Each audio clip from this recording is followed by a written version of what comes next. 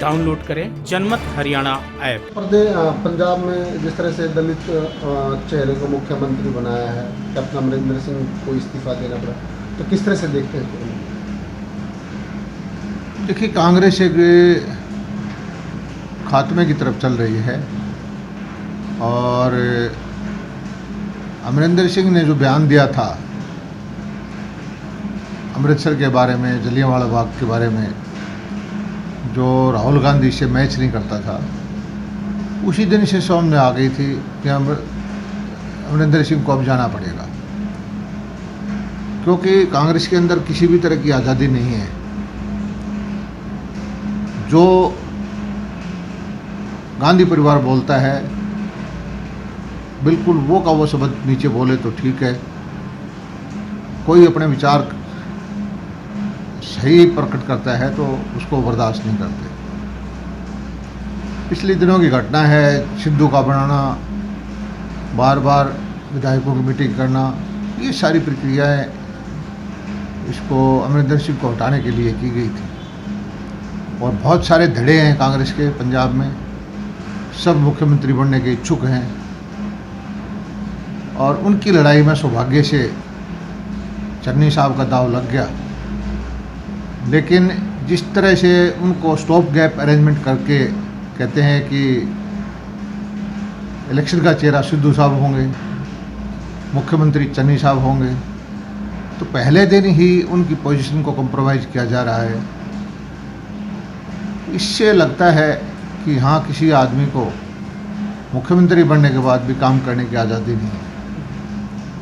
और हर प्रदेश में ग्रुपिज्म है, कांग्रेस के अंदर छत्रप हैं, वो जब तक एक परिवार का गुणगान करते रहें तब तक तो ठीक है, लेकिन अब क्योंकि केंद्र कमज़ोर हो चुका है तो ये आपस में लड़ाई चल रही है। छत्तीसगढ़ में भी थी, मध्य प्रदेश में भी है, राजस्थान में भी है, और बहुत सारे नेता छोड़ छोड़ के भाग गए, बड़े बड़े सिंधिया जैसे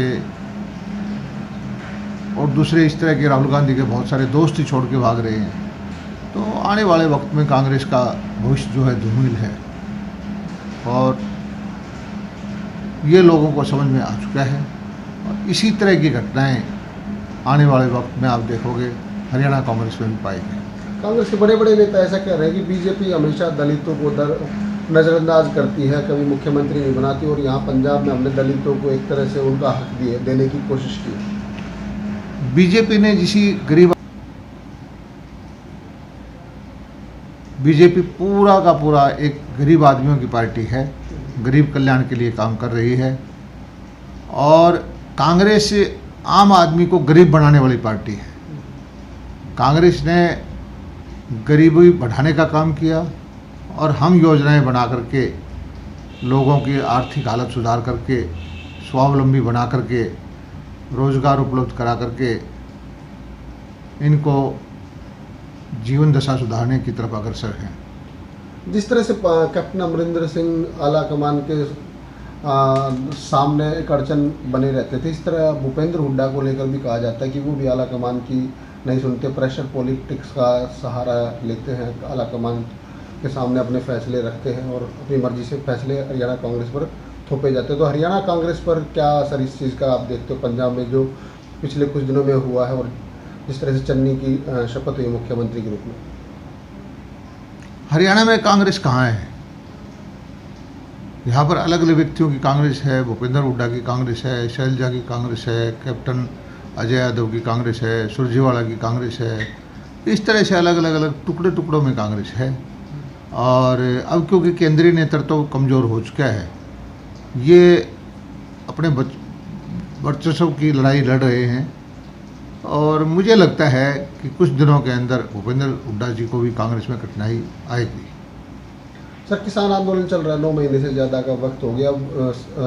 रविवार को मीटिंग रखी थी रास्ता खुलवाने को लेकर, तमाम वरिष्ठ अधिकारी उस मीटिंग में मौजूद थे, लेकिन किसानों की तरफ से कोई नहीं पहुंचा। तो क्या असर देखते हो किसानों का ना पहुंचना, और कैसे समाधान होगा? मैं तो पहले दिन से ही बोल रहा हूँ कि ये जत्थेदार जो जत्थेबंदियाँ पंजाब से आ रखी हैं, इसने हमारी हरियाणा की अर्थव्यवस्था को ख़राब कर दिया है। हमारा बहादुरगढ़ का, राई का, कुंडली का उद्योग धंधे सारे चौपट कर दिए, लाखों आदमी बेरोजगार हो गए। हमारे छोटे किसान हैं, कोई दूध का कारोबार करता है, कोई सब्जियां लेके दिल्ली जाता था, उनके सारे रास्ते बंद कर रखे हैं। और माननीय सुप्रीम कोर्ट ने ये आदेश किया था कि ये रास्ते खुलवाए जाएं, लेकिन ये बड़ा दुर्भाग्यपूर्ण है कि इस विषय पर कि जत्थेदार जो पंजाब से आए हुए हैं बात करने को भी तैयार नहीं। सर, हर स्टोर खोलने की शुरुआत हुई हरियाणा में, एक स्कीम लेकर आई है सरकार, तो क्या टारगेट है और किस तरह से योजना काम करेगी?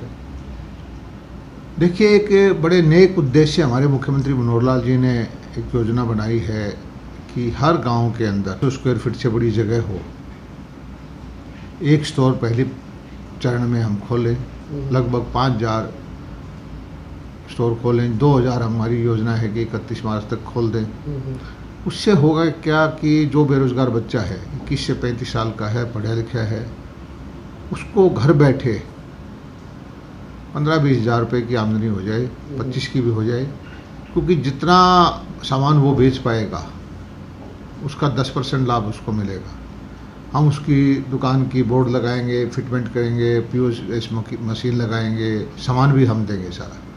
और सारी जब हम प्रोक्योरमेंट 5000 स्टोर की इकट्ठी करते हैं तो हमें सामान सस्ता मिलेगा और वो सामान उसकी दुकान तक पहुंचाने का जिम्मा हमारा है।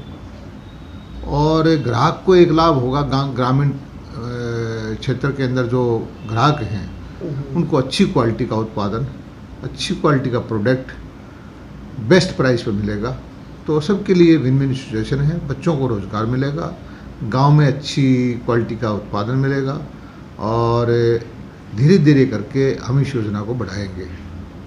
हाँ सर, धान की आवक कुछ दिन में शुरू हो जाएगी मंडियों में, कई मंडियों में धान जो आना शुरू भी हो गया, तो सरकार कब से खरीद शुरू कर रही है और क्या तैयारी है? हमारी पूरी व्यवस्थाएं तैयार हैं और हमने पहले ही घोषणा कर रखी है कि 25 तारीख से हम धान की खरीद शुरुआत कर देंगे। 1 तारीख से हम जो बाकी फसलों की खरीद शुरुआत करेंगे और अच्छी खरीद करके किसानों को सीधा पैसा देंगे, किसी भी भाई को कोई दिक्कत नहीं आने देंगे।